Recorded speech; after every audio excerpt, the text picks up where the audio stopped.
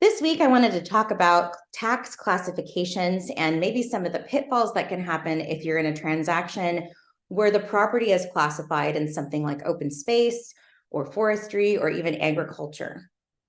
So for the forms that I'm going to reference today, we're going to talk about 22ZZ and 22LA. There's a provision in the LNA that is exactly the same as the 22ZZ. So feel free to either use one or the other. It's not necessarily going to be something that you have to use just the 22ZZ or the LA. So today I'm going to talk about what it means to have your land be for the highest and best use. This is what the tax classification looks at and what the county basically sees.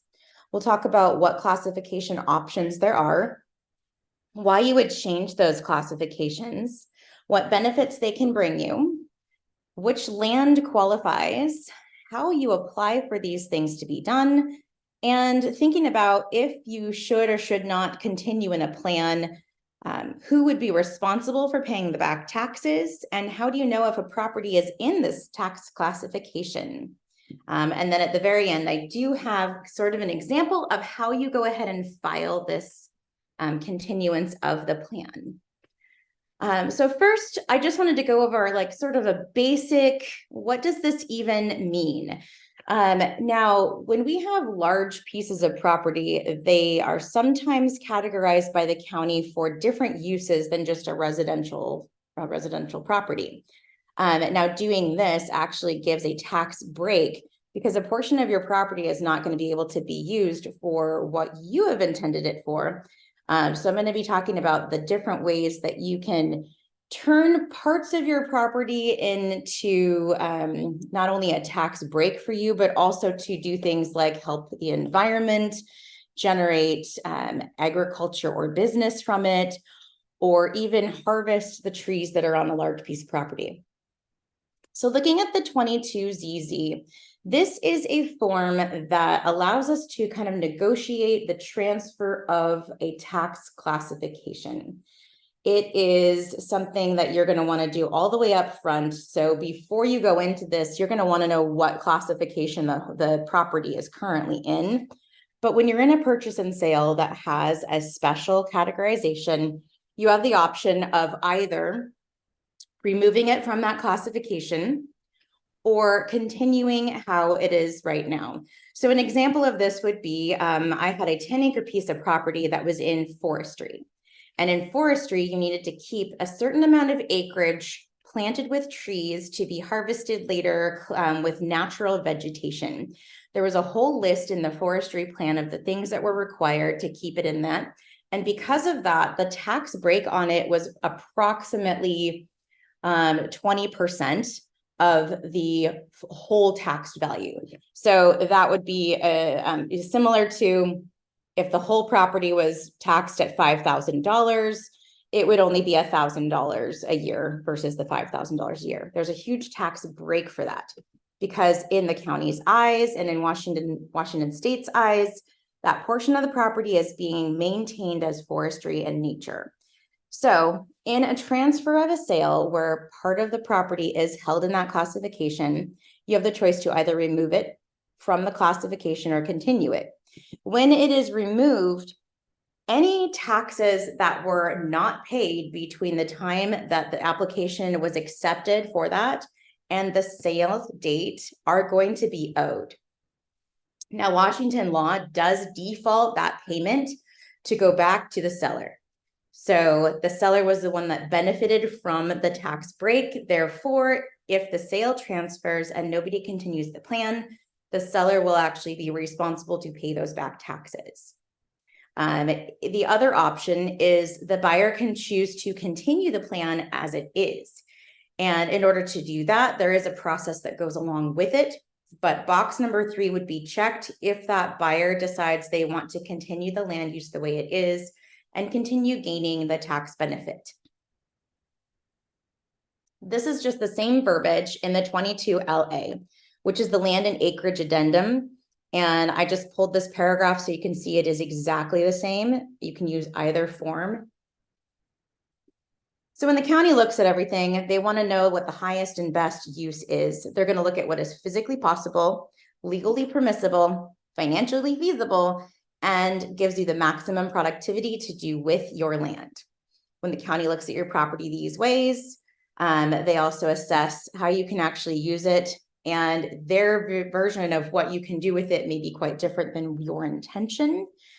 If you have land that can be classified in another way that would not affect the way you enjoy the space, you might want to consider applying for one of these special tax classifications. So what are those classifications? Well, there is timber management, forest management, open space, and agriculture. And all of these do require an application and approval.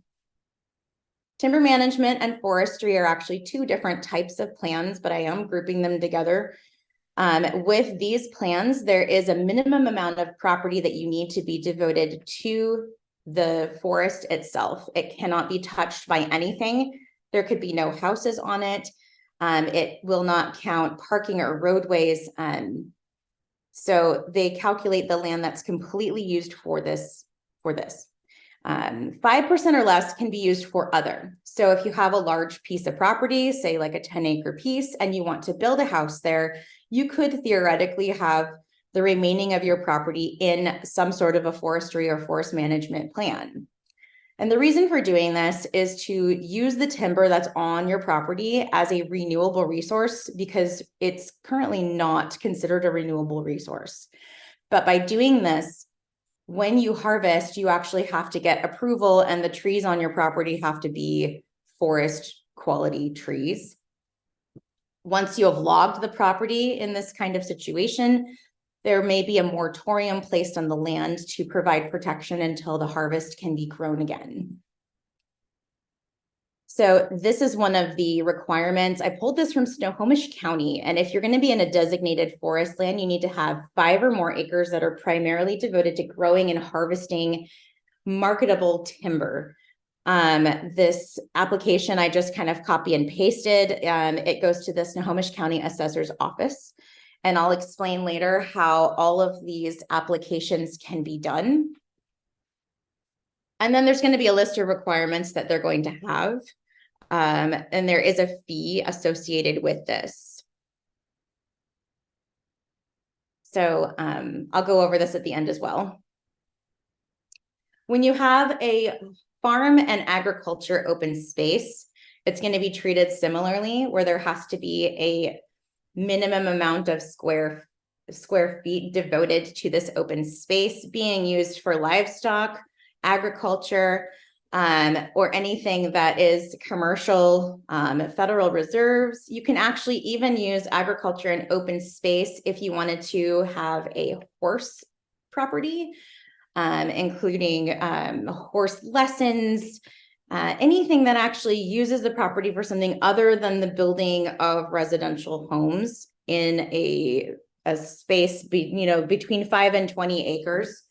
The land is going to be designated in their tax classification. And again, you can use it for equestrian purposes. So if you have horse businesses that you want to take, there's a lot of horse properties, especially in the more rural areas, Island County, Camino, Snohomish. They can be in these classifications, where they get a tax break for portions of their land being used for these purposes. And it can also be used for horticulture, so just growing plants that are not necessarily going to be plants that are eaten.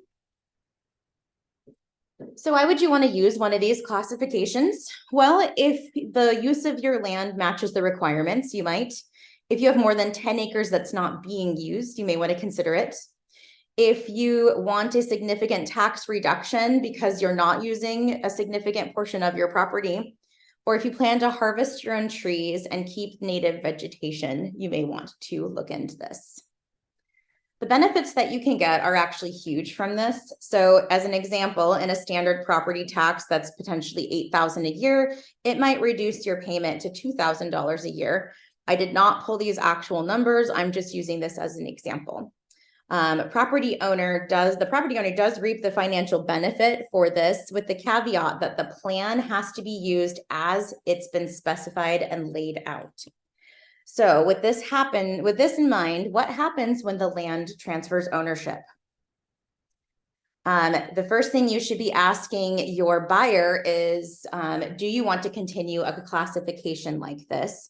And if you represent a seller, it would be a really good idea to get a copy of whatever plan they have in place to see what needs to be done to carry out that plan.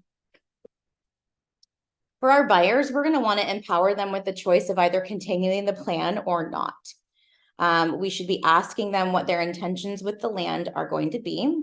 Find out if they intend to build on the land or remove any trees, because if they are classified as any one of those things, doing so would actually completely violate the agreement in how it's classified and could cost them the back taxes by removing it from that classification. We want to use the proper Northwest MLS forms to give the buyer a feasibility on the land use as well. And let them find out if there is a moratorium on the land due to past harvests. I did have a property at 7 acres under contract, and there was no forest management plan in place. However, because it had been logged and the county had kept record that the land had been stripped of so many trees, a moratorium was put on the property. So we just had to go through a few extra hoops to get that removed. But anyway, in a moratorium, that prohibits any change of the land. So if there's a moratorium and they want to plant a garden instead of harvest trees, they're not supposed to touch it in any way. If your buyer does choose to keep the plan, make sure they know they need to stay compliant for the entire length to avoid paying penalties. So who is responsible for the back taxes? Well, as I said before, it actually does default in Washington state law for the seller to be responsible because the seller was the one that reaped the benefits of the plan. But what happens if you do nothing? Because the 22ZZ and the LA are to negotiate who pays those fees. If you do nothing, the seller is responsible for those back taxes if nothing's done prior to the close. If there is a non-continuance of the plan and the property is closing, seller pays. If there is a non-compliance of the plan from the seller, then the seller pays. And if no decision is made on what to do with the plan, it will be paid out at closing and there will be no continuance of that property plan. Now, if the buyer takes it over, anything that happens after the sale would be on the buyer. So after the sale closes, if the buyer has agreed to pay it and then decides to take it out of that category, the buyer would pay. If the land use is changed during the buyer's ownership, buyer pays. And if there's anything the buyer does that does not comply with the plan, it will be on the shoulders of the buyer. There are a couple exemptions to this. If there is a death of a landowner that is in this classification, and they are at least a 50% owner of the land, they will actually give you a waiver of those fees and the back taxes being owed. It's a limited time waiver, though. I believe right now it is 2 years they give you to sell the property without the penalty of these back taxes being owed. And if the plan is no longer applicable, so if I can't think of an example right off the top of my head, but if for some reason the plan was put into forest management and now something has changed with the county or anything in there, it's no longer applicable. If they deem it no longer applicable, then there is no back taxes owed from that. So how do you know if you're getting into a property that has one of these special tax classifications? Because, now we kind of know what to do if we're already in it, but how do we know before we get into it? So if you look at the title report, it will say it under Schedule B. So this is one that I pulled from my own title report history of a classification, and it was in forestry. It was number 4 under Schedule B, and it says really clearly that it's in forest land and subject to the RCW. Now, in this, it also does bullet point that it is, it's going to be due at the sale. If not, and any forms to continue it need to be obtained through, in my case, the Island County Assessor's Office. They do need to be recorded at least 15 days prior to closing, and there's definitely a process of what this has to be done.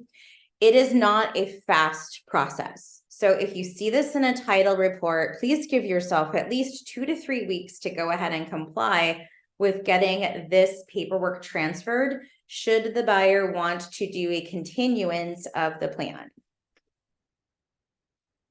When you do a continuance of the plan, the first thing you want to do is contact the county and get a copy of that current plan. Then you're going to want to decide if that plan is going to work for you in your property use. And when I say you, I mean the buyer. So I'm sorry about saying you.